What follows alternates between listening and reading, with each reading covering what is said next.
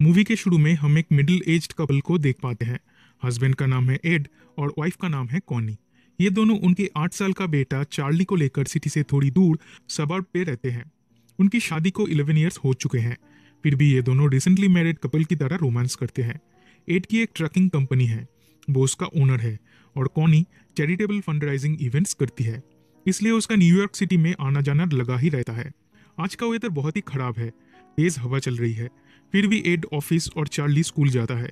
कुछ दिनों में चार्ली का बर्थडे आ रहा है, इसलिए डेकोरेशन का सामान खरीदने कॉनी भी सिटी में जाती है। घर लौटने के लिए वो एक टैक्सी ढूंढ रही थी, बट वेदर खराब होने के कारण से कोई भी टैक्सी जाना नहीं चाहती। इस टाइम वो एक लड़के से टकरा जाती है, इसका नाम है पॉल मॉर्टेल।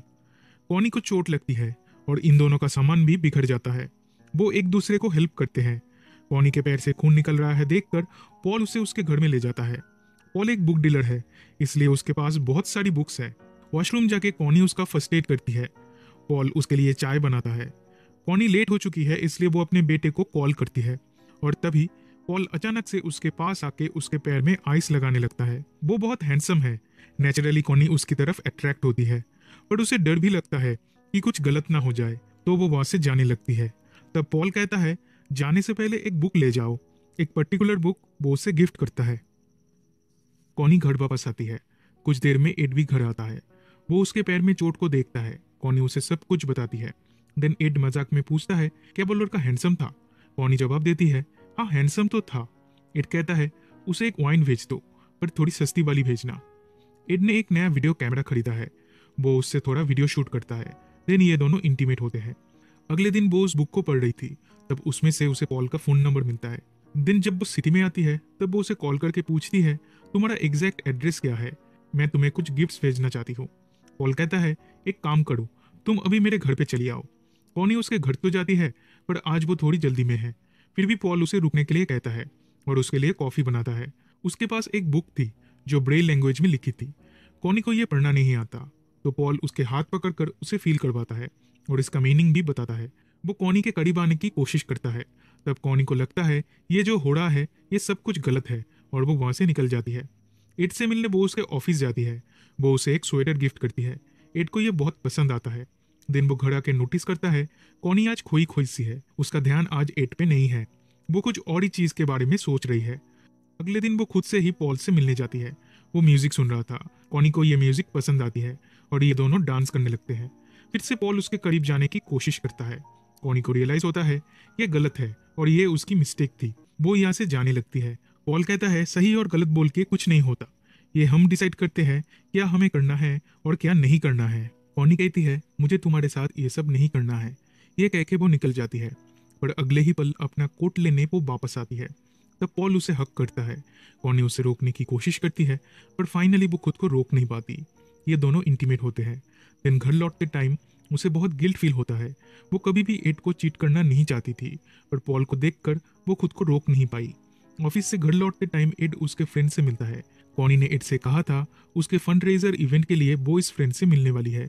असल में वो ये बहाना बना के एड से झूठ बोल के पॉल से मिलने जाती है। एड जब उसके फ्रेंड से पूछता है, तब वो साफ मना कर देता है। वो कहता है, कॉनी मुझसे मिलके कभी इस बारे में बात नहीं की है, शायद मेरी बीवी से बात की होगी। एड को अब शक होने लगता है, कॉनी उससे झूठ क्यों बोली ये वो सोचने लगता है। घर आके वो अपना काम कर रहा था, तब कॉनी उसके पास आती है। एड पूछता है, क्या तुम मुझसे सच में प्यार करती हो? कॉनी जवाब देती है, ये कैसा सवाल है, ऑफ कोर्स मैं तुमसे प्यार करती हूँ। इसके बाद से वो अपने फैमिली के साथ पॉल को भी टाइम देने लगती है। वो उसके घर जाती है और ये दोनों इंटीमेट होते हैं।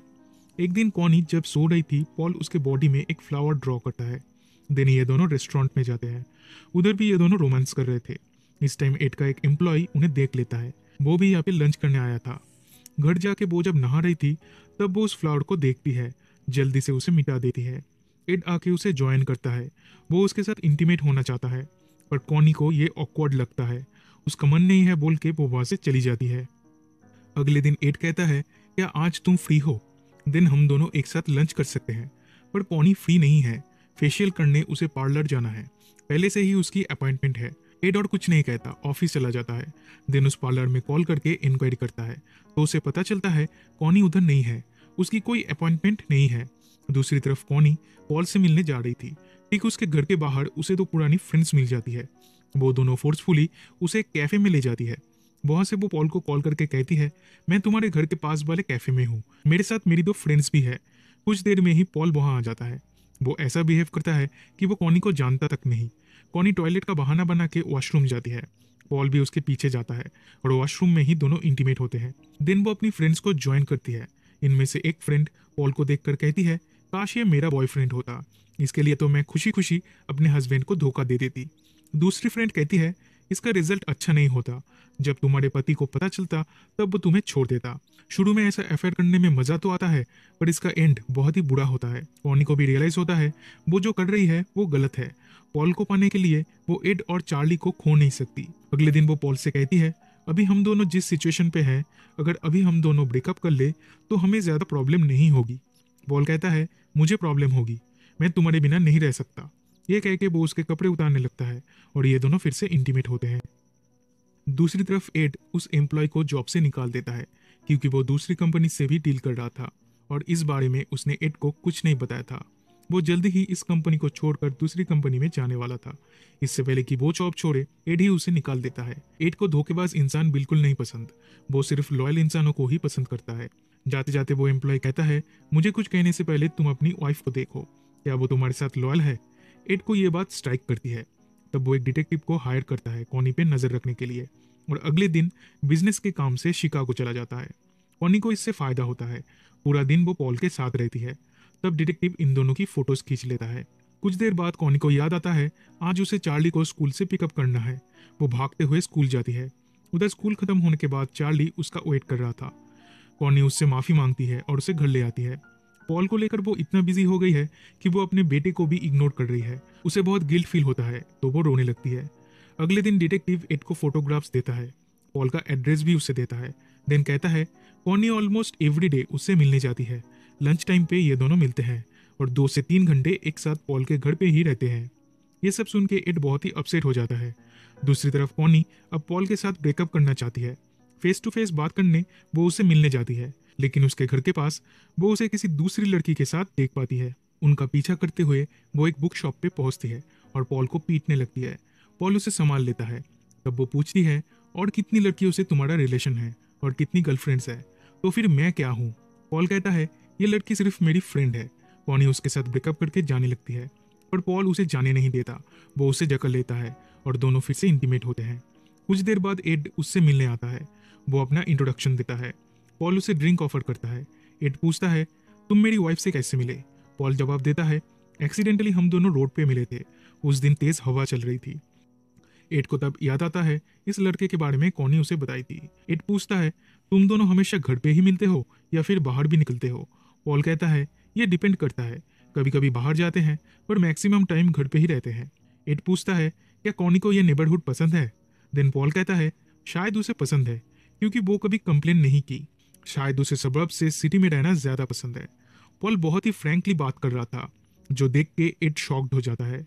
एड कहता है, हम दोनों की शादी को 11 ईयर्स हो चुके हैं, हमारा एक बेटा भी है। हमारे बेटे के लिए ही हम लोग सबब में शिफ्ट हुए थे। पॉल कहता है, कॉनी बताई थी सबब में शिफ्ट होना तुम्हारा आइडिया था? एड ये जान के शॉक्ड हो जाता है कि ये दोनों उसे लेकर भी बात करते हैं। दिन वो उसके बेड को देखता है और इमेजिन करता है इस बेड पे ही ये दोनों इंटीमेट होते हैं। बेड के पास उसे एक शो पीस मिलता है। ये उसने कॉनी को गिफ्ट किया था और कॉनी ने ये पॉल को दे दिया है। एड को अब बहुत गुस्सा आता है। वो इस शो पीस से उसके सर पे मारता है और ऑन द स्पॉट वो मारा जाता है। इसी दौरान कॉनी पॉल को कॉल करती है और कॉल वॉइसमेल में चला जाता है। कॉनी कहती है वो ये रिलेशन और कंटिन्यू नहीं कर सकती, अपने फैमिली को और धोखा नहीं दे सकती। कॉनी की बात सुन के एड को थोड़ा रिलीफ मिलता है। वो वॉइसमेल को डिलीट कर देता है। देन फ्लोर से ब्लड को साफ करने लगता है। उसके फिंगरप्रिंट्स भी मिटा देता है। उस शो पीस को भी अच्छे से साफ करता है। देन पॉल को एक कारपेट में रैप करके अपनी कार की डिक्की में लोड करता है। आज ही के दिन उसके बेटे का शो है। वो उधर जाके वॉशरूम में कपड़े बदलता है, फिर जाके कॉनी के पास बैठ जाता है।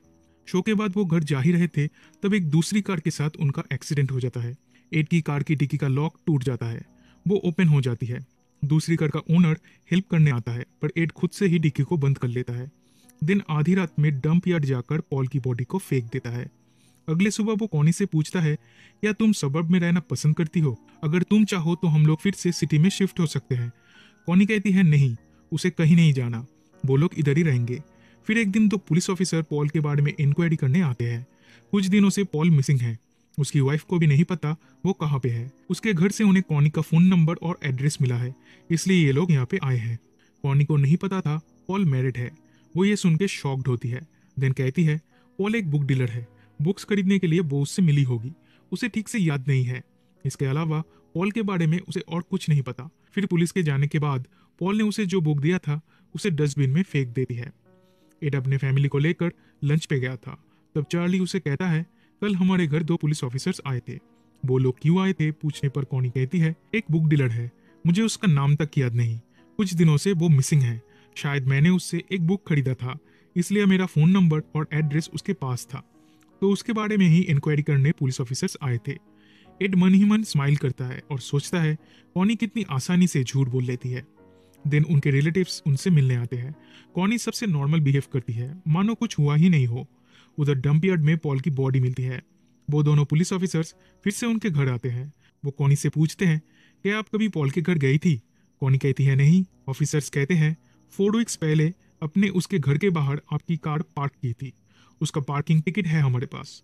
तब कॉनी कहती है हाँ, मैं मेरी फ्रेंड्स के साथ कॉफी पीने गई थी, शायद तब पार्क की होगी। देन ऑफिसर्स कहते हैं पॉल के नेबर्स का कहना है आप उसके घर आती थी, तो फिर सच कौन बता रहा है, आप या फिर उसके नेबर्स? और आप पॉल से पहली बार कहाँ पे मिली थी? कॉनी कहती है एक चैरिटेबल फंडरेजर इवेंट था, उधर मैं पॉल से मिली थी। एड भी उससे सपोर्ट करता है, वो भी उस इवेंट में प्रेजेंट था, ऐसा वो पुलिस से कहता है, पर वो कभी पॉल से नहीं मिला। कोई प्रॉपर एविडेंस ना होने के कारण पुलिस ऑफिसर्स वहां से चले जाते हैं। कॉनी अब एड को फेस नहीं कर पाती, बाहर बैठकर ही रोने लगती है। देन लॉन्ड्री में उसे एड के पॉकेट में से वो फोटोग्राफ्स मिलते हैं। वो समझ जाती है एड को पहले से ही सब कुछ पता था। घर जाके वो एड से इस बारे में बात तक नहीं कर पाती, उसकी हिम्मत नहीं होती। इवनिंग में कुछ फ्रेंड्स उनके घर पे डिनर के लिए आते हैं। एक फ्रेंड उन शोपीस को देख रही थी। तब कॉनी को वही शोपीस दिखता है जो वो पॉल को दी थी।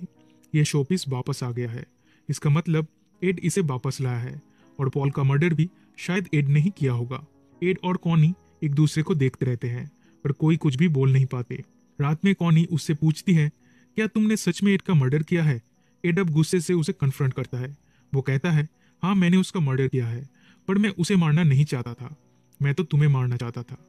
तुम्हारे और इस फैमिली के लिए मैंने क्या कुछ नहीं किया, पर इसके बदले मुझे क्या मिला? तुम एक बार भी नहीं सोची जब मुझे ये सब पता चलेगा तब मैं क्या फील करूंगा? कॉनी कुछ भी जवाब नहीं दे पाती। अगले दिन वो शोपीस को अच्छे से देख रही थी। उसके नीचे एक छोटा सा लेटर था, उसके ऊपर लिखा था हमारी 25th एनिवर्सरी से पहले इसे मत पढ़ना। कॉनी फिर भी उसे पढ़ती है।